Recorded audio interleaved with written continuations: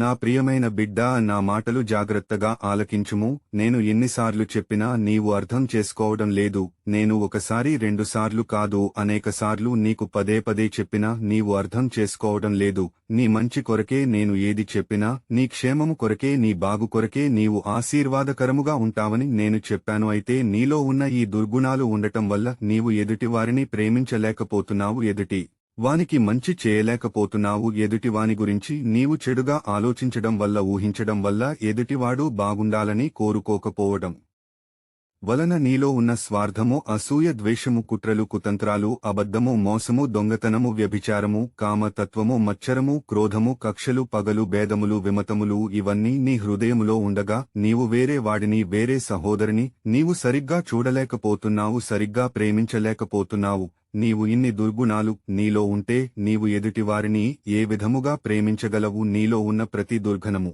తొలగిపోయినప్పుడు, యేసు రక్తములో కడగబడినప్పుడు ఎదుటివారిని నీవు మంచిగా చూడగలుగుతావు. నీవు నీ గొప్పల కోసము, నీ పదవుల కోసము, నీ పెత్తనం కోసము ఎదుటివారిని చిన్న చూపు చూస్తున్నావేమో. నేను నిన్ను మర్చిపోతానని నువ్వు అనుకుంటావేమో. నేనే గొప్ప, నా మాట వినాలి, నా మాటే వింటే నేను మిమ్మల్ని గౌరవిస్తాను అని అనుకుంటున్నావేమో. నీ పదవులు, నీ పెత్తనము ఎన్ని రోజుల్లో ఉండదు. అది నీవు తెలుసుకుంటే మంచిది. అన్ని విషయాలలో జోక్యం చేసుకుని, అందరినీ చులకనగా చూస్తూ, అందర్నీ నీ ప్రక్కకు లాగుకుని, నీ మాట వినాలి, ఎదుటివాని మాట వినకూడదు అనే విధంగా మనుషులందరినీ చేర్చుకుంటున్నావేమో, మెప్పిస్తున్నవేమో. ఒకటి గమనించుము, నేను అన్ని చూస్తున్నాను, అన్ని పరిశీలిస్తున్నాను, అన్ని గమనిస్తున్నాను. ఇక్కడ ఈ భూమి మీద తప్పు లెక్కలు చూపెడుతున్నావేమో, తప్పులు చేస్తున్నావేమో. ఇది పెద్ద తప్పు కాదు, చిన్న తప్పే అని అనుకుంటున్నావేమో. నువ్వు చేసే పెద్ద తప్పు అయినా చిన్నతపైన తప్పు తప్పే కాబట్టి ప్రతిదీ నీవు లెక్క చెప్పాలి. నా సన్నిధిలో అది మర్చిపోవద్దు. ఇప్పుడు పరిశుద్ధ గ్రంథములో ఉన్న వాక్యమును చదువుము. శరీర కార్యములు సష్టమై ఉన్నవి. అవి ఏమనగా జారత్వము, అపవిత్రత, కాముకత్వము, విగ్రహారాధన, అభిసారము, ద్వేషములు, కలహము, మచ్చరములు, క్రోధములు, కక్షలు, భేదములు, విమతములు, అసూయలు, మత్తతలు, అల్లరితో కూడిన ఆటపాటలు మొదలైనవి.